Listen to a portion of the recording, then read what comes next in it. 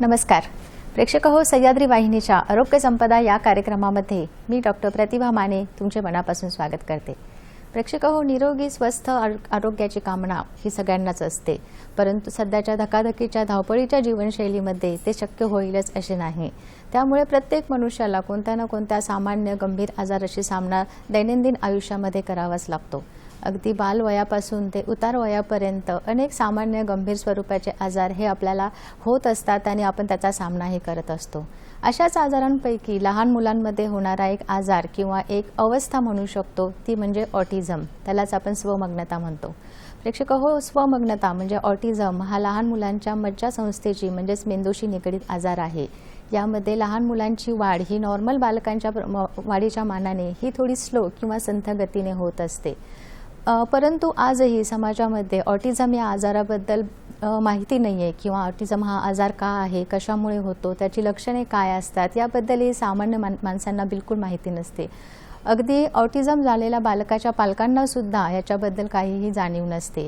त्यामुळे ऑटिझम या आजाराबद्दल जनजागृती करणे, त्याचप्रमाणे ऑटिझम झालेल्या बालकांना, निरागस बालकांना प्रेमाची वागणूक देणे, सन्मानाची वागणूक देणे आणि त्यांना आपल्या समाजाच्या मेन फ्लोमध्ये आणणे, यासाठी 18 जून म्हणजेच उद्याचा दिवस हा ऑटिस्टिक गौरव दिन म्हणून सर्वत्र साजरा केला जातो।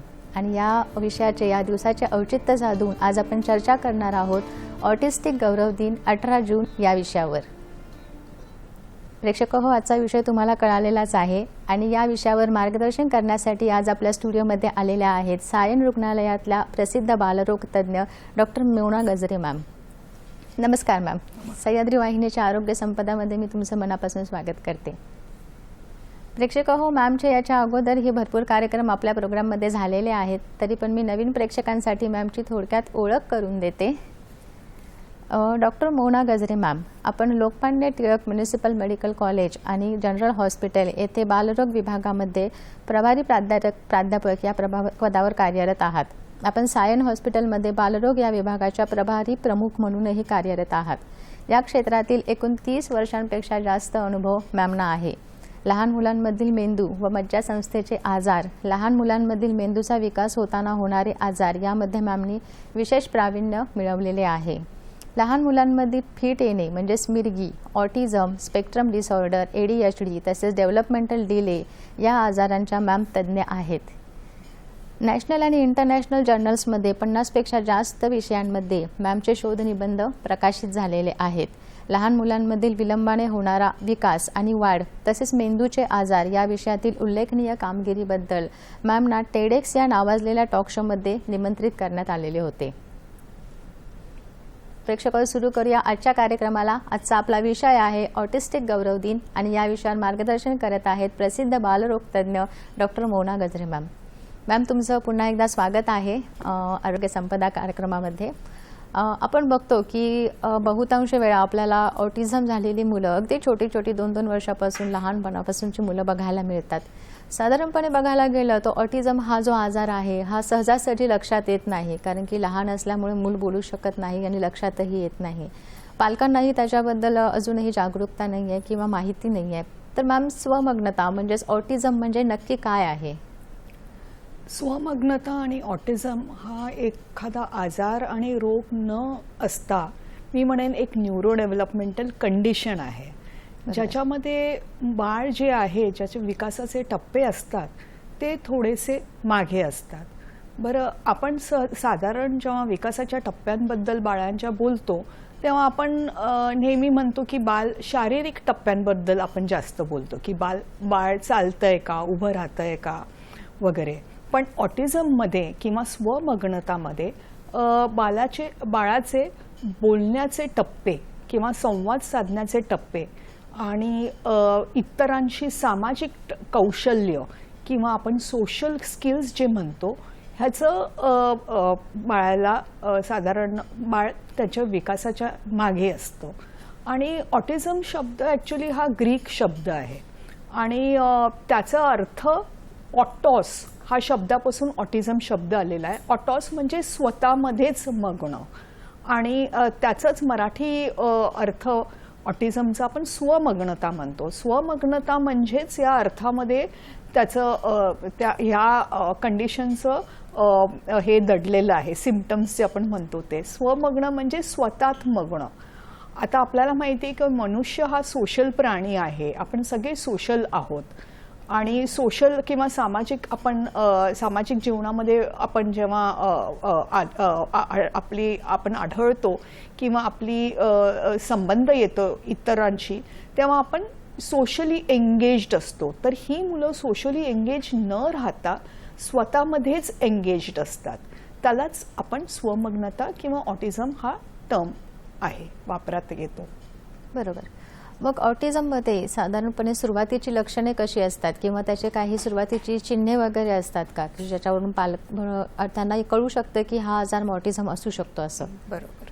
तर जसं तुम्ही अगोदर पण म्हणाला मॅडम की ऑटिझम सध्या त्याचं आपण म्हणू शकतो निदान आता जास्त वाढतंय. बरोबर. गेले 1 दशकापासून जास्त वाढतंय पूर्वीपेक्षा. म्हणजे तर त्याचं कारण असू त्याचे विविध कारणं आहेत, ते आपण नंतर जाणून घेऊया. पण प्रामुख्याने जसं तुम्ही म्हणाला आणि मी पण म्हटलं की स्वमग्नतामध्ये 3 आपण पैलूंवरती बघतो, वैशिष्ट्य असतात त्याचे. 3 वैशिष्ट्य असते की पहिलं जे मी म्हटलं की बाळ स्वतःत मग्न असतं आणि सोशली एंगेज्ड होत नाही. म्हणजेच त्याचं सामाजिक कौशल्य किंवा ज्याला आपण म्हणतो सोशल कम्युनिकेशन स्किल्स हे कमी प्रमाणात आढळतं. आता आपण कसं ह्या बालकाला ओळखू शकतो, तर त्याच्यामध्ये कसं आपण बाळाला साधारण 1 वर्षाचं बाळ असेल किंवा 1.5 वर्षाचं बाळ असते, तर आपण त्याला हाक मारली तर त्या हाकेला जाण देतो, ज्याला मी म्हणतो इंग्लिशमध्ये रिस्पॉन्स टू नेम. त्याच्यामुळे हे बाळ जरी हाक मारली तरी ते न ऐकल्यासारखं कळतं किंवा मग बघतं, एक थोडा वेळ आजी आजोबांकडे किंवा पालकांकडे बघतं आणि नंतर मग न ऐकल्यासारखं कळतं. तर ते एक आहे.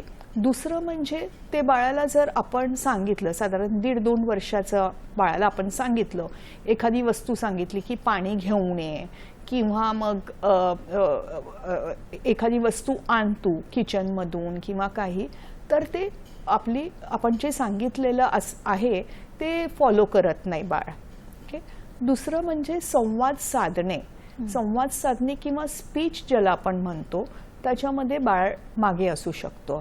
म्हणजेच आपण जर बाळाला बोलवलं, हाक मारलं, तर ते बाळ आय कॉन्टॅक्ट देत नाही किंवा डोळ्याला डोळे भिडवत नाही.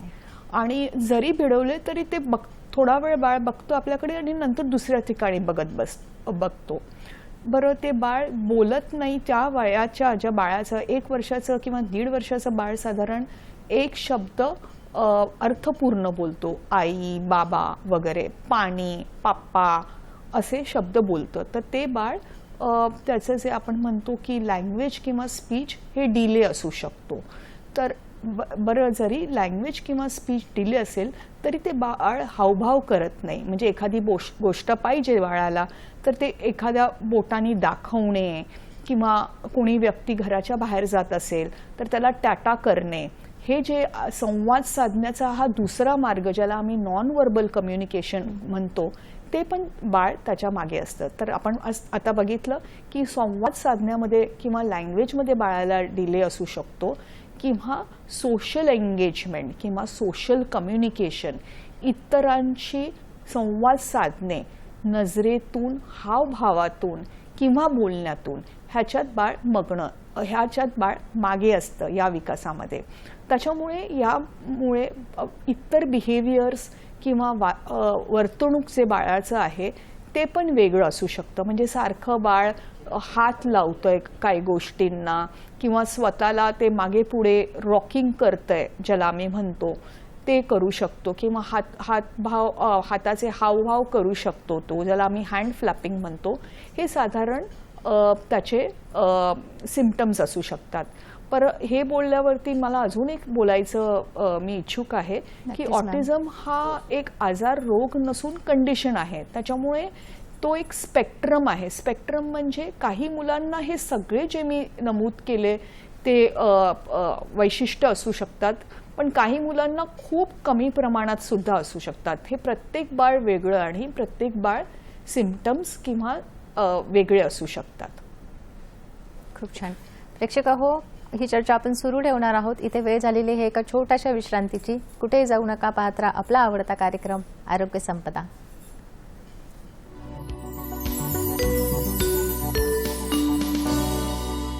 तर प्रेक्षक हो, ब्रेकनंतर तुमचं पुन्हा एकदा स्वागत आहे आरोग्य संपदा या कार्यक्रमामध्ये. आज आपण चर्चा करत आहोत ऑटिस्टिक गौरव दिन या विषयावर, आणि या विषयावर मार्गदर्शन करत आहेत प्रसिद्ध बालरोग तज्ज्ञ डॉक्टर मोना गजरे मॅम. ब्रेकला जाण्यापूर्वी आपण ऑटिझम म्हणजे काय आहे ते वाईन मॅमनी खूप चांगल्या पद्धतीने आपल्याला सांगितलेलं आहे की ऑटिझम हा जो आहे हा एक आजार नाही आहे, तर ती एक अवस्था आहे ज्याच्यामध्ये बाळांचा मेंदूचा जो विकास असतो तो इतर मुलांच्या मानाने थोडासा स्लो किंवा संथ गतीने होत असतो.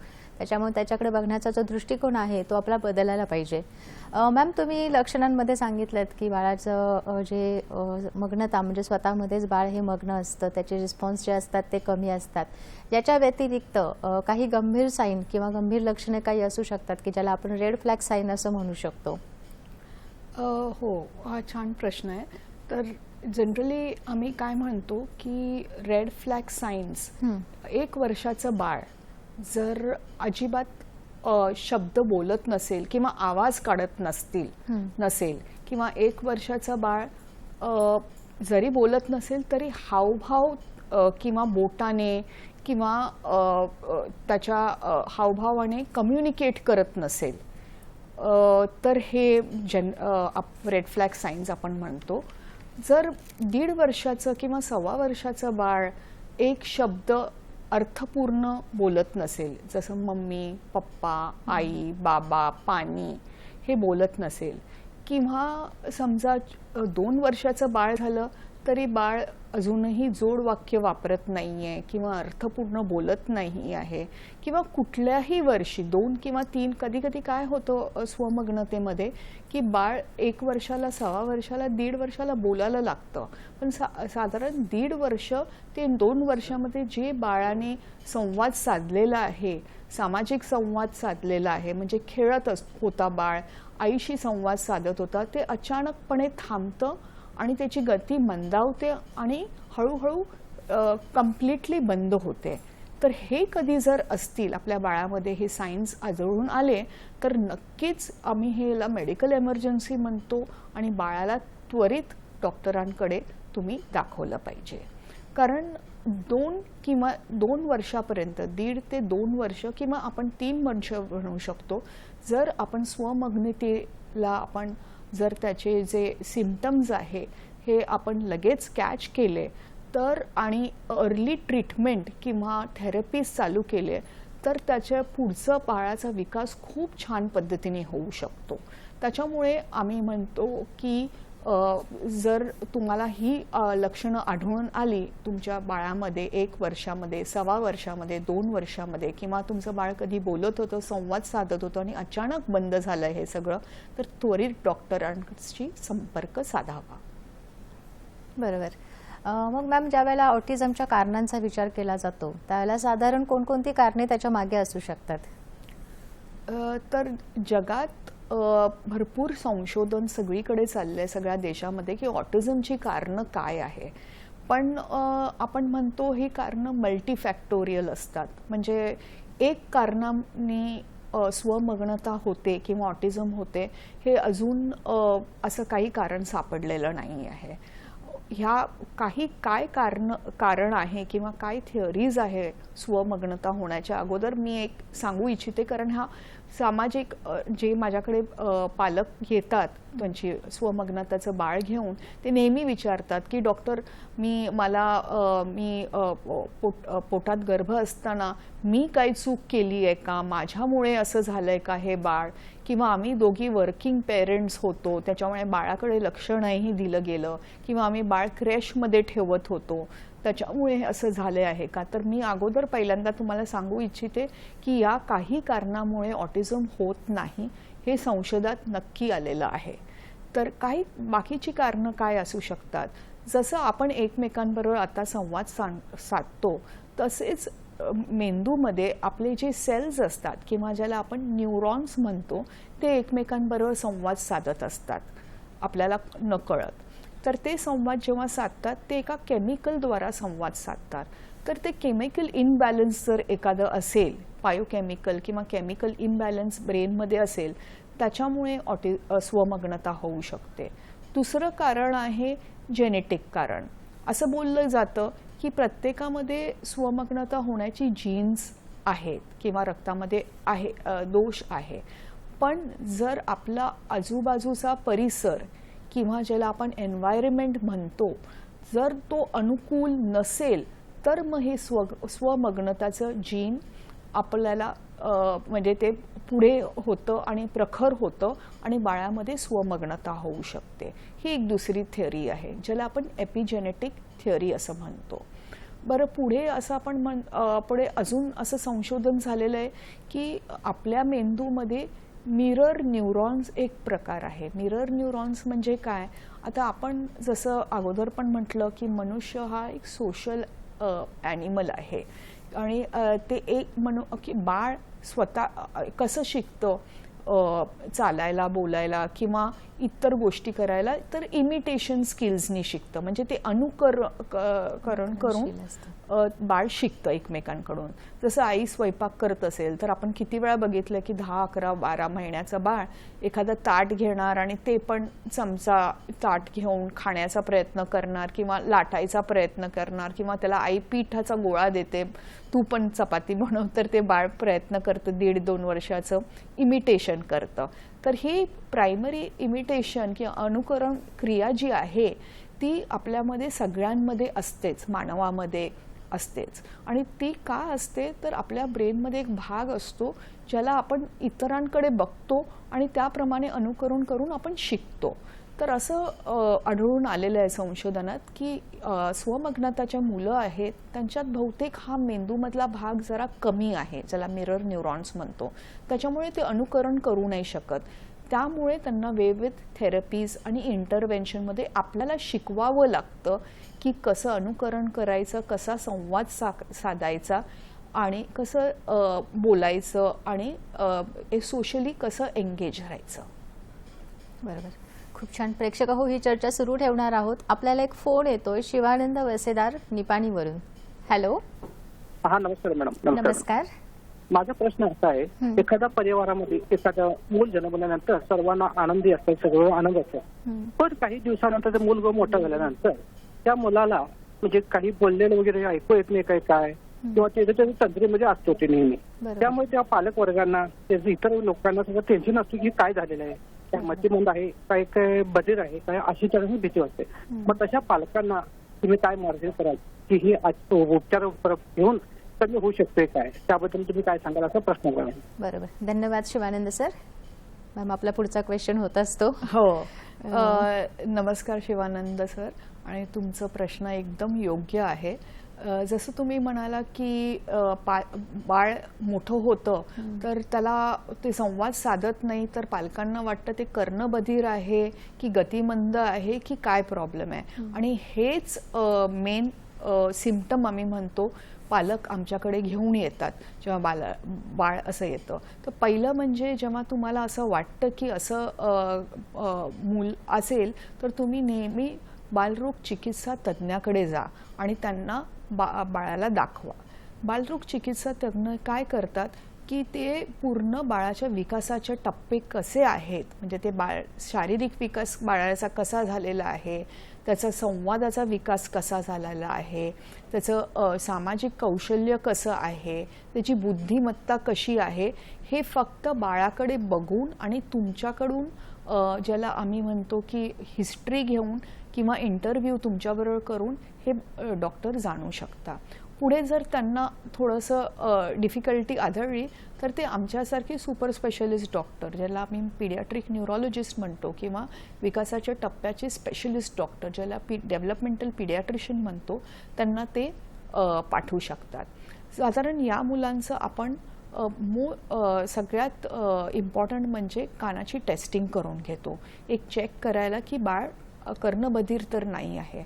पण पालकांना पण कळतं, जाणवतं की कर्णबधीर बाळ जरी असेल 1.25 वर्षाचं किंवा 1.5 वर्षाचं, ते बोलत नसेल तरी ते हावभावाने त्याचं मत किंवा त्याची जी इच्छा आहे ते व्यक्त करू शकतो. हावभावाने म्हणजे नजरेने किंवा त्याच्या चेहऱ्याच्या हावभावाने किंवा बोटाच्या हावभावाने, म्हणजे एक बोट दाखवून, ज्याला आपण पॉइंटिंग म्हणतो, की बाळाला बाहेर जायचं तर त्याचे हात तो पसरवतो, उचलून घ्या वगैरे, तर ह्या हावभावाने की ते कर्णबधीर बाळ आपल्याशी संवाद साधू शकतं. पण स्वमग्नताचे जे बाळ असतं किंवा ऑटिझमचे बाळ असतं ते हे संवाद साधू शकत नाही आणि संवाद साधण्याची इच्छाच नसते ते बाळाला.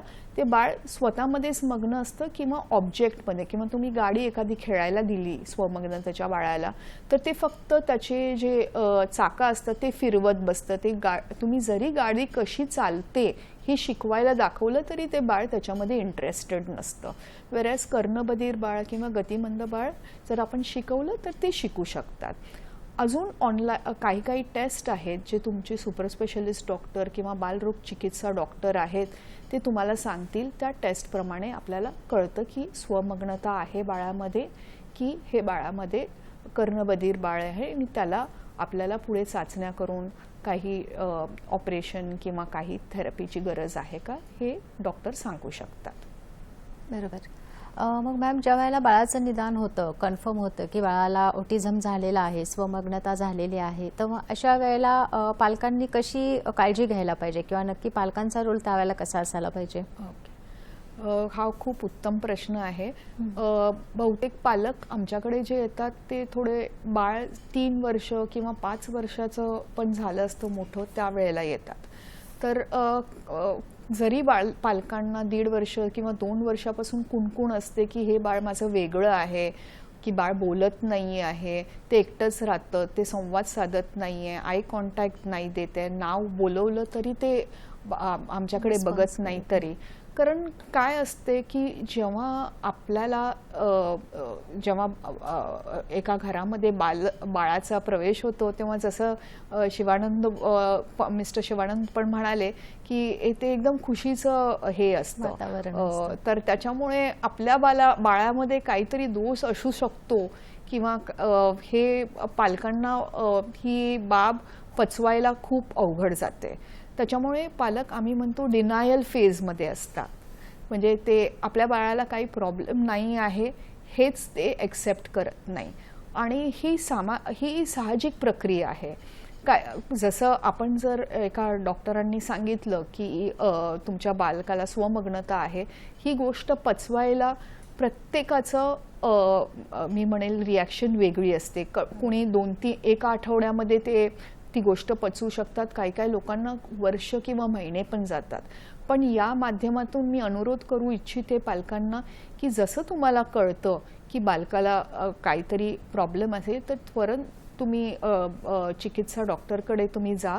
कारण का जेवढ्या लवकर तुम्ही हे ॲक्सेप्ट कराल तेवढ्या लवकर तुम्ही या कंडिशनबद्दल जास्त माहिती घ्या जी इंटरनेटवरती अवेलेबल आहे किंवा तज्ज्ञ डॉक्टर तुम्हाला सल्ला देतात. त्याप्रमाणे जेवढे लवकर तुम्ही माहिती घेऊ शकता तेवढ्या लवकर तुम्ही तुमच्या बाळाला मदत करू शकता.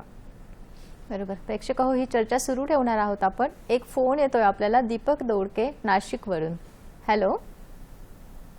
हो. हॅलो हॅलो दीपकजी, प्रश्न विचारा आपला. हा, नमस्कार मॅडम. नमस्कार, नाशिकहून दीपक दोडके बोलतोय. बोला. माझा प्रश्न असा आहे की ऑटिसिझम आणि डाऊन सिंड्रोम याच्यामध्ये नेमका काय फरक आहे? कुठल्या विकारामध्ये बुद्धिमत्तेवर अधिक परिणाम होतो किंवा होत नाही? ओके. म्हणजे मेमरी फंक्शन्स किंवा स्किल्स या विषयावर जर म्हटलं. धन्यवाद दीपक. डाऊन सिंड्रोमची आता संख्या वाढते आहे. बरोबर. धन्यवाद. थँक्यू दीपकजी तुमच्या प्रश्नासाठी. तर डाऊन सिंड्रोम आणि स्वमग्नता हे 2 वेगवेगळे कंडिशन्स किंवा हे आहेत. डाऊन सिंड्रोम हा रोग आहे आणि ऑटिझम ही कंडिशन आहे. जे असं म्हटल्याप्रमाणे डाऊन सिंड्रोमची कारणं विविध असतात, ज्याला आपण म्हणतो जेनेटिक कारण आहे. डाऊन सिंड्रोममध्ये ते क्रोमोझोमलची प्रॉब्लेम असल्यामुळे बाळ वेगळं दिसतं, थोडं लेट चालण्यामध्ये शारीरिक त्याच्या ज्या विकासाचे टप्पे असतात ते थोडं डिले असू शकतं, ते दिसण्यामध्ये वेगळं असतं आणि त्याला हृदयामध्ये किंवा त्याच्या पोटामध्ये काय काय विकार असू शकतात. ह्याच्यामध्ये डाऊन सिंड्रोमच्या बाळामध्ये थोडी गतिमंदता असू शकते, पण ते बाळ शेवटी इंडिपेंडंट होऊ शकतं, रेग्युलर शाळेमध्ये किंवा स्पेशल शाळेमध्ये पण जाऊ शकतं. स्वमग्नताची जी बाळं असतात त्याचे आपण म्हणतो की जसं मी अगोदर पण म्हटलंय की याची कारणं विविध आहेत. काही प्रमाणात जेनेटिक असू शकतात, काही प्रमाणात त्याच्या एन्व्हायरमेंटमुळे पण होऊ शकते, आणि स्वमग्नतामध्ये पण एक 10 ते 15% बालकं आहेत त्यांना सिंड्रोम्स असू शकतात. म्हणजेच डाऊन सिंड्रोम बरोबर स्वमग्नता असू शकते एक 10% डाऊन सिंड्रोमच्या बाळांमध्ये. पण सगळीच स्वमग्नताची बाळं ना डाऊन सिंड्रोम नसतो. तर डाऊन सिंड्रोमचे 10 ते 15% बाळकांना स्वमग्नता असू शकते. हे बोलून मी पुढे असं सांगू इच्छिते की स्वमग्नतामध्ये 30 ते 40% स्वमग्न बाळक हे थोडे गतिमंद असू शकतात. त्यांना इतर आजार पण असू शकतात, ज्याला आपण म्हणतो मिरगीचा आजार किंवा एपिलेप्सी, हे पण असू शकतं. आणि एक 5 ते 10% स्वमग्नताची मुलं आहेत ज्यांना विविध डाऊन्स व्यतिरिक्त इतर सिंड्रोम्स, एंजलमॅन सिंड्रोम असे भरपूरसे सिंड्रोम्स आहे ते पण असू शकतं. बरोबर. मॅम, ऑटिझम झाल्यानंतर लहान मुलांसाठी कोणकोणते इंटरव्हेन्शन्स करणे गरजेचे आहे? हो, तर ऑटिझम झाल्यावरती जेवढ्या लवकरात आपण एक्सेप्ट करू पालक म्हणून आणि तज्ज्ञ डॉक्टरकडे जाऊन थेरपीज किंवा इंटरव्हेन्शन्स घेऊन, ते सगळ्यात जास्त महत्त्वाचं आहे. जरी तुमच्या मुलाला 4 वर्ष, 5 वर्ष, 6 वर्ष, 7 वर्षांमध्ये निदान झालं असेल तरी त्यावेळेला इंटरव्हेन्शन चालू केले तरी उपयोगाचे असतात. जेवढ्या लवकर इंटरव्हेन्शन, अर्ली इंटरव्हेन्शन चालू करता, म्हणजे साधारण 3 वर्षाच्या आत तुम्ही इंटरव्हेन्शन चालू करता, तर मुलाचे लॉंग टर्म आउटकम्स खूप उत्तम आहेत असं आम्हाला आढळून आलेलं आहे. तर इंटरव्हेन्शन्स म्हणजे काय? जसं आपण म्हणालो, स्वमग्नतामध्ये 3 भागामध्ये, विकासाच्या टप्प्यामध्ये बाळ मागे असू शकतं. एक तर बोलण्याचा टप्पा, एक सामाजिक वर्तणूकचा किंवा सामाजिक कौशल्याचा टप्पा, आणि तिसरा यामुळे येणाऱ्या फ्रस्ट्रेशनमुळे बाळाचं बिहेवियर किंवा वर्तणूक हे वेगळं असू शकतं.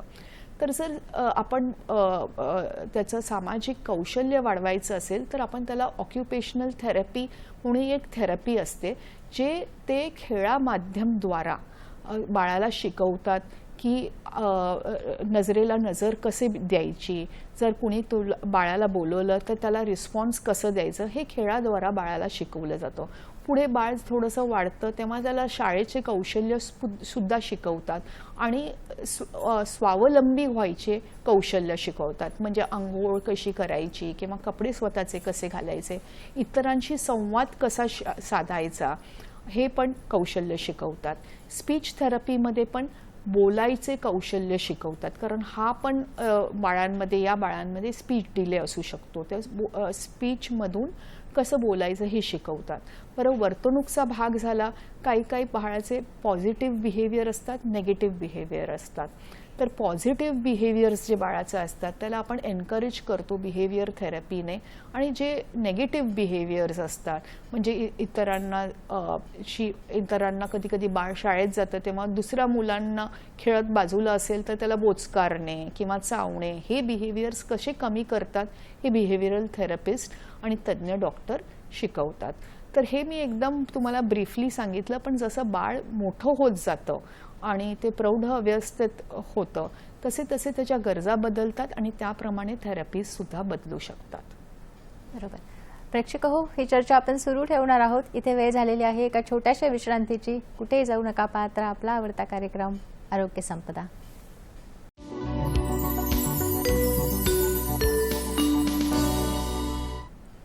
तर प्रेक्षक हो, ब्रेकनंतर तुमचं पुन्हा एकदा स्वागत आहे आरोग्य संपदा या कार्यक्रमामध्ये. आज आपण चर्चा करत आहोत ऑटिस्टिक गौरव दिन या विषयावर, आणि या विषयावर मार्गदर्शन करत आहेत सायन हॉस्पिटलच्या बालरोग तज्ज्ञ डॉक्टर मोना गजरे मॅम.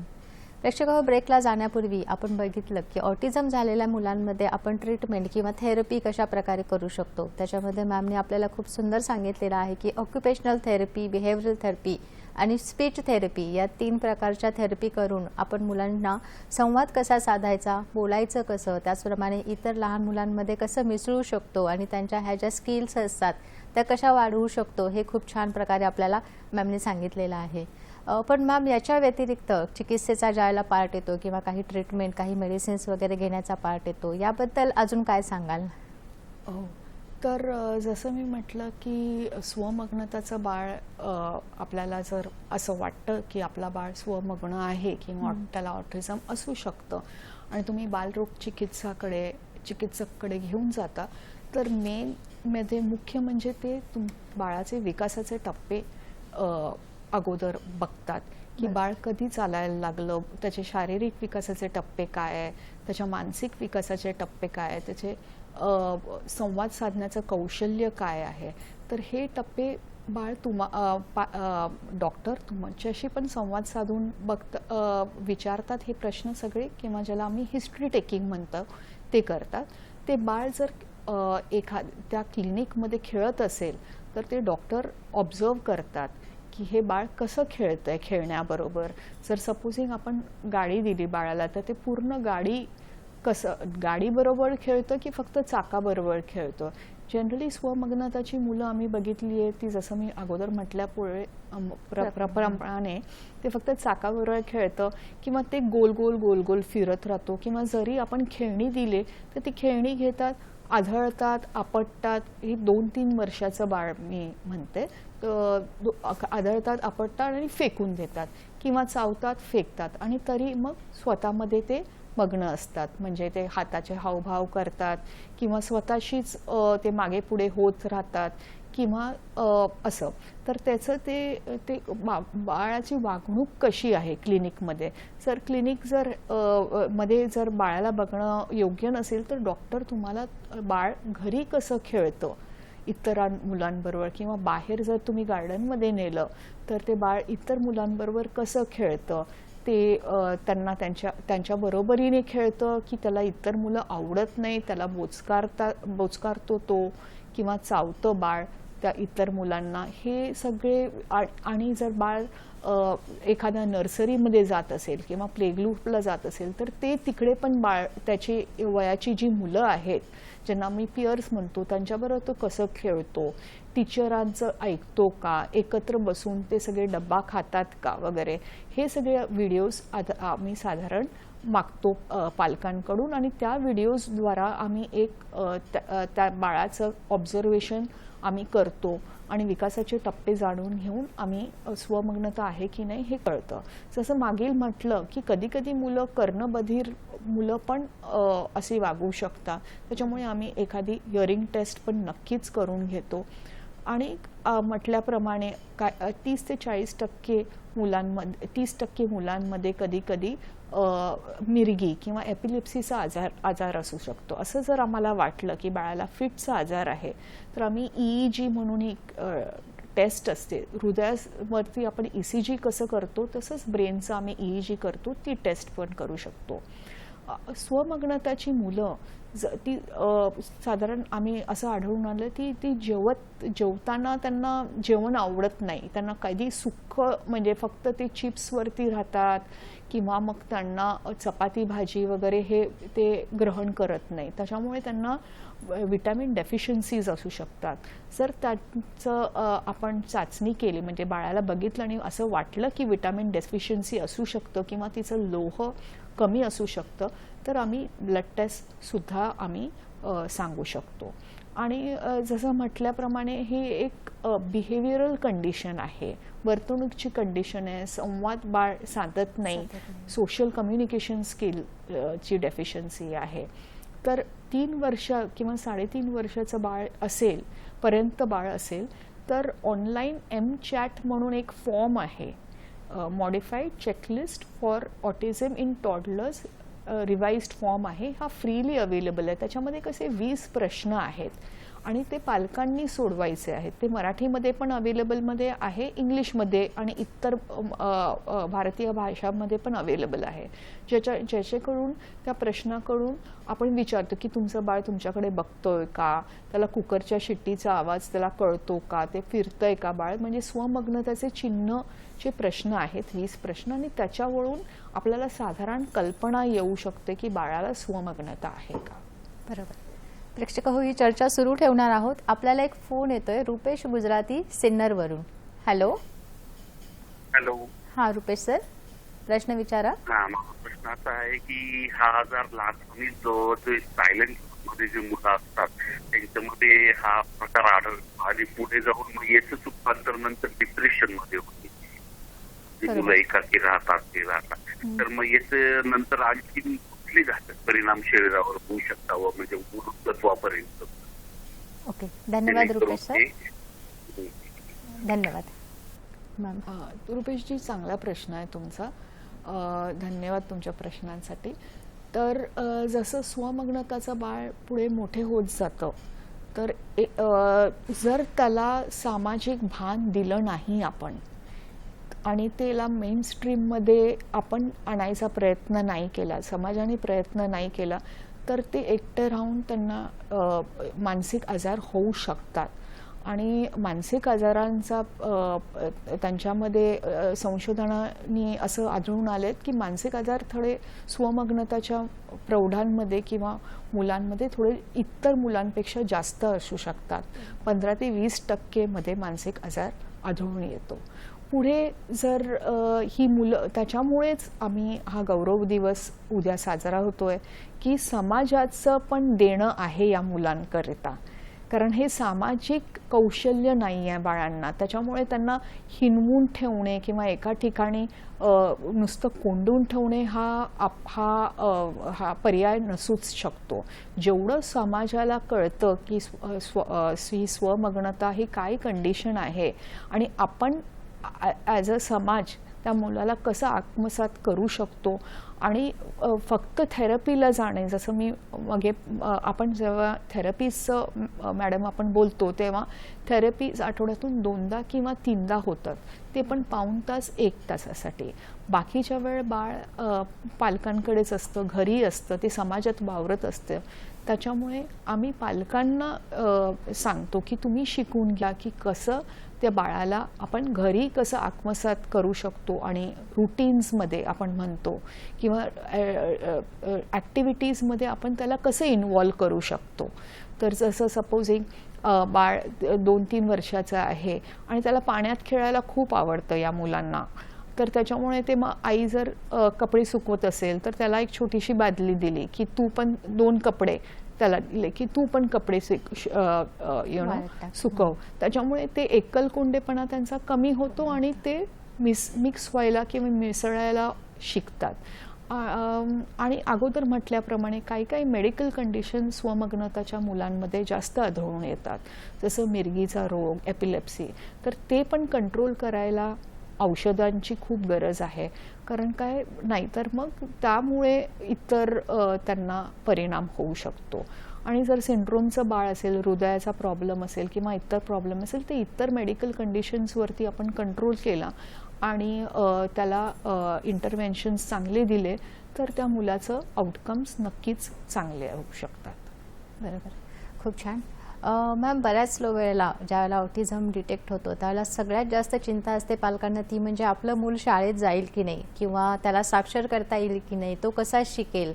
तर याबद्दल मॅम तुम्ही काय मार्गदर्शन कराल. हो, प्रत्येक पालकाला वाटतंच की आपलं बाळ शाळेत जावं, आणि शाळेची जर्नी ही स्वमग्नता मुलामध्ये आणि पालकांसाठी कठीण प्रक्रिया आहे असं मी म्हणू शकते. कारण काय होतं की पालकांना सहज शाळा पण एक सामाजिक जागाच आहे ज्याच्यामध्ये मुलं शिकतात, पण एकमेकांबरोबर कसं वागायचं आहे, टीचरबरोबर कसं वागायचं आहे हे पण शिकतात. त्याच्यामुळे ती स्किल्स बिल्डअप होण्यासाठी म्हणजे नुसतं लिहिणं किंवा साक्षर होणे हे आपले उद्देश नसतं. जेव्हा आपण स्वमग्नताच्या मुलांना शाळेत पाठवतो ते इतरांशी संवाद साधणे आणि जे सोशल एंगेजमेंट असते ते पण व्हायला पाहिजे. म्हणून आपल्याला शाळा हे जास्त उत्तम उपाय आहे. पण त्याच्या शाळेत टाकायच्या अगोदर बाळ इंडिपेंडंट किंवा स्वावलंबी झालं पाहिजे. म्हणजेच त्याला त्याचे कपडे घालणे किंवा शूज घालणे किंवा शाळा जर टीचर शाळेत गेल्यावरती स्वतःचे वह्या काढणे बॅगेतून, टिफिन खाणे आणि हे ते सगळे आपण स्किल्स त्याला शिकवायला किंवा कौशल्यही शिकवायला लागतं. कारण त्याला शाळेमध्ये व्यवस्थित आत्मसात म्हणजे शाळासुद्धा त्याला आत्मसात करण्याच्या अगोदर मी नेहमी माझ्या पालकांना सांगते की तुम्ही काही लपून ठेवू नका. जेव्हा शाळेच्या इंटरव्ह्यूला तुम्ही जातात, बहुतेक पालकांना शंका असते की शाळा त्यांना इंटरव्ह्यूला घेतील की नाही, अशा मुलाला ते शाळेत घेतील की नाही. तर शाळा साधारण भारतामध्ये 3 प्रकारच्या आहेत, ज्याला आपण मेनस्ट्रीम किंवा सर्वसाधारण शाळा म्हणतो. दुसरं आहे जी इन्क्लुझिव्ह शाळा आहे, ज्याच्यामध्ये रेग्युलर मुलं, आपली नॉर्मल मुलं पण आहेत आणि ती शाळा स्वमग्नताच्या मुलांना पण आत्मसात करून घेतात आणि त्यांना त्यांच्यावरती थोडं विशेष लक्ष देतात. हेच अशा प्रकारच्या इन्क्लुझिव्ह शाळा तशा भारतात थोड्या कमीच आहेत, पण मुंबईसारख्या शहरामध्ये आहेत. आणि दुसरं असतं स्पेशल शाळा. स्पेशल शाळा जे न्यूरो डायव्हर्जंट जी आपण मुलं म्हणतो किंवा थोडी वेगळी असणारी ही मुलं, जी जसं तुम्ही अगोदर म्हणाला स्वमग्नता, ऑटिझम किंवा लर्निंग डिसेबिलिटी, ही मुलं त्यांची वेगळी एक शाळा असू शकते ज्याला आपण म्हणतो की स्पेशल स्कूल. तर हे 3 आपल्याला शाळेचा पर्याय आहे स्वमग्नताच्या मुलाला. आणि जेव्हा तुम्ही शाळेत टाकणार असाल, जर ऑक्युपेशनल थेरपी करून आपण त्या मुलाला थोडे स्किल्स दिले पाहिजे, ज्याला आपण म्हणतो प्री अकॅडमिक किंवा प्री स्कूल स्किल्स किंवा कौशल्य शिकवलं पाहिजे. आणि शाळेची एकदम उत्तम तुम्ही संवाद साधात की आमचा मुलामध्ये ही कंडिशन आहे आणि तुम्ही कसं सपोर्ट करू शकता किंवा शाळा कशी सपोर्ट करू शकता. आणि एकामेकांमध्ये जर समन्वय असेल तर नक्कीच शाळा हे एक उत्तम आहे पर्याय या मुलांना समाजात हे आत्मसात करण्यासाठी. बरोबर. ज्या वेळेला ऑटिझम होतो त्यावेळेला सगळ्या पालकांना टेन्शन येतं की आता मुलांना हँडल कसं करायचं, कारण की नवीन पालक असतात, कंडिशन नवीन असते, मुलांचे वागणं बोलणं लक्षात येत नाही. तर मग अशा वेळेला ऑटिझम झालेल्या मुलांच्यासाठी पालक कशा प्रकारे मदत करू शकतात? हो, हा सगळ्यात इम्पॉर्टंट आणि उत्तम प्रश्न आहे मॅडम. जसं मी मागाशी म्हटलं की थेरपी सेंटरमध्ये होतात आणि काही मुलांमध्ये मी बघते की ते थेरपीमध्ये खूप उत्तम प्रकारे प्रतिसाद देतात, पण घरी आल्यावरती ते तसेच वागतात. त्याच्यामुळे पालक एकदम म्हणतात की वैतागतात की असं का, हे ज्याला आम्ही म्हणतो जनरलायझेशन ऑफ कौशल्य किंवा स्किल्स होत नाही. त्याच्यामुळे पहिल्यांदा मी म्हणेल की जसं तुम्हाला कळतं की हे डायग्नोसिस येतं की तुमच्या बाळाला स्वमग्नता किंवा ऑटिझम आहे, तर त्याला ॲक्सेप्ट करा आणि त्याच्याबद्दल अजून माहिती घ्या. कशी माहिती मिळणार तुम्हाला? या अशा TV प्रोग्रामच्या मार्फत किंवा इतरांशी, डॉक्टरांशी संवाद साधून. आणि आजकाल पेपरामध्ये पण ह्याविषयी भरपूर माहिती दिली जाते, तर वाचून तुम्ही समजून घ्या की मुलाला काय आहे. तुम्ही जसं समजून घेतलं तर मग तुम्हाला कळेल की तुमची मुलगा असा वागतो कशाला. आणि मी सगळ्या पालकांना सांगते, एक डायरी ठेवा की मुलाला काय आवडतं, काय नाही आवडत. हा जर असा वेगळा वागलेला आहे, जे गैरवर्तन केलं आहे, तर तरी जर जे याला आम्ही नेगेटिव्ह बिहेवियर्स म्हणतो, हा असा वागला असेल तर कशामुळे वागला असेल त्याला एक नोटिंग करा. आणि जनरली तुम्हाला एक पॅटर्न कळतं की मुलगा असा नेगेटिव्ह का वागतो. त्याच्यामुळे तुम्हाला थोडंसं एक होमवर्क आहे की या बाळावरती थोडंसं जास्त अधिक लक्ष द्यावं लागेल तुम्हाला. दुसरं म्हणजे ऑटिझम किंवा स्वमग्नता ही अशी कंडिशन आहे जी आपल्याला प्रेझेंटमध्ये किंवा आत्ता जगण्यामध्ये शिकवतं किंवा आपण माइंडफुल असायला शिकवतं. कारण या थेरपीज जरी केला तरी प्रत्येकाचा बाळाचा विकास थेरपीने किती होईल हे आता आपण आजच्या घडीमध्ये सांगू नाही शकत. ते हळूहळू बाळाचा विकास होतो. तो छोटा छोटा विकास जरी झाला त्याला आपण खुश राहायचं पालकांनी आणि त्याला सेलिब्रेट करायला आपण शिकलं पाहिजे. आणि दुसरं म्हणजे की तुम्ही मुलाला तुम्ही स्वतःची पण काळजी घ्या. बहुतेक वेळा मी बघते की पालक एवढे व्यस्त असतात की या थेरपी सेंटर त्या थेरपी सेंटरला जातात, ती स्वतःची काळजी आणि जगणं हे विसरतात.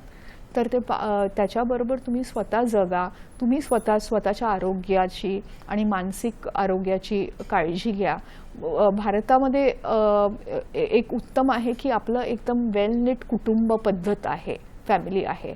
तर जी एक्सटेंडेड तुमची फॅमिली असतील, काका काकू वगैरे, तर सगळ्यांना त्यांचा सहभाग आणि सहकार्य असलेलं जेवढं असेल तेवढं तुमचं बाळ जास्त थेरपीला उत्तम प्रतिसाद देऊ शकते. मॅम, तुमच्या प्रॅक्टिसमधले काही अनुभव शेअर कराल का आमच्यासोबत? हो, मला एक बाळ लक्षात येतं. ते साधारण 1.5-2 वर्षाचं होतं आणि स्वमग्नता होती बाळाला. ही जी आई होती तिला एक दुसरं मोठं बाळ होतं, एक 3 वर्षाचं. त्याच्यामुळे तिला जाणून घेतलं की तिला कळालं की हे बाळ माझ्या मोठ्या बाळापेक्षा थोडंसं वेगळं आहे, संवाद साधत नाही आहे, कंटिन्युअसली ते मोबाईलमध्ये होतं किंवा ते स्वतःलाच स्वतःला मारायचं आणि चावायचं वगैरे. तर त्यावेळेला आम्ही थेरपीज चालू केल्या त्या बाळाला, ऑक्युपेशनल थेरपी, स्पीच थेरपी. आणि या आईला सुद्धा, मातेला पण आम्ही शिकवलं की थेरपी कशी घरी करायची. आणि जेव्हा मी या बाळाला 3 वर्ष किंवा 4.5 वर्षाला पाहिलं, 3.5 वर्षाला, तर ते जेव्हा बाळ OPD-मध्ये नंतर आलं मला भेटायला, तर ते एकदम म्हणजे व्यवस्थित बोलत होतं बाळ आणि थोड्याशा त्याच्यामध्ये कौशल्य कमी होतं. पण ते बाळ तेव्हा त्यावेळेला आईने सांगितलं की ते शाळेमध्ये पण रेग्युलर शाळेमध्ये बाळाला तिने प्रवेश घेतला आहे आणि तिकडची पण टीचर बाळाबद्दल खुश आहे. ती एकत्र बसतं, बाळ टिफिन उघडतोय, खातोय आणि जे चाललंय वर्गामध्ये त्याला तो फॉलो करतो. त्याच्यामुळेच की मी म्हणते की अर्ली तुम्ही जेवढ्या लवकर बाळाचं निदान होईल आणि एक्सेप्ट कराल आणि थेरपीज चालू कराल आणि तुम्ही पण पालक म्हणून शिकाल की थेरपीज कशा दिल्या जातात आणि आपण घरी तेच इमिटेट करतो, हे जर तुम्ही शिकाल आणि स्वतःची काळजी पण घेऊन, इतरांच्या काळजी घेऊन जर समाजात तुम्ही वागत जाल तर बाळ नक्कीच प्रोग्रेस करू शकतं. खूप छान. प्रेक्षक हो, मॅमने सांगितल्याप्रमाणे ऑटिझम हा एक आजार नसून ती एक डेव्हलपमेंटमधली अवस्था आहे, बाळाच्या विकासामधली एक अवस्था आहे की जी स्लो होत असते. याचा अर्थ असा नाही आहे की बाळाला काही आजार झालेला आहे किंवा बाळ खूप आजारी आहे आणि त्याच्याकडे दुर्लक्ष करणं किंवा खूप सारं लक्षही देणं.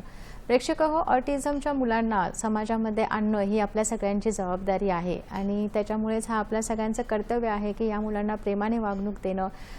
ऑक्युपेशनल थेरपीसारख्या थेरपीसोबतच आपणही त्यांना खेळायला शिकवणं, आपल्यामध्ये सहभागी करून घेणं आणि या सगळ्यांच्या बरोबरच या मुलांना आपला समाजाचाच एक भाग समजून पुढे नेणं आणि हाच त्यांच्या विकासातला एक सगळ्यात महत्त्वाचा टप्पा आहे.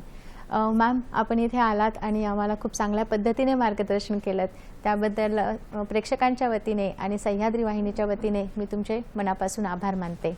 धन्यवाद. धन्यवाद. प्रेक्षक हो, आरोग्य संपदा हा एक आरोग्यविषयक कार्यक्रम आहे आणि या कार्यक्रमामध्ये आपण प्रत्येक बुधवारी एका नवीन तज्ज्ञांसोबत भेटत असतो, नवीन विषयावर चर्चा करत असतो. तेव्हा पुन्हा भेटूया पुढच्या बुधवारी एका नवीन विषयावर एका नवीन तज्ज्ञांसोबत. तोपर्यंत आपल्या आरोग्याची काळजी घ्या आणि आनंदी राहा. धन्यवाद.